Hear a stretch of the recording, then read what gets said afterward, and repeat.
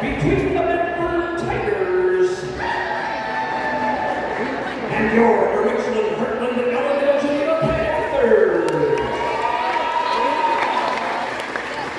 The winner of tonight's game will play this Thursday night against the winner between Glencoe Silver Lake and Waseca at the site of the IC. I looked on the wrong side. I knew that sounded wrong. Waterville Legion, Morristown, and Sibley East. Yeah, I'm left brain tonight. That's who they'll play, the winner of tonight at the High C on Thursday night. That's a good start. Ladies and gentlemen, would you all please rise, remove your hats, and stand respectfully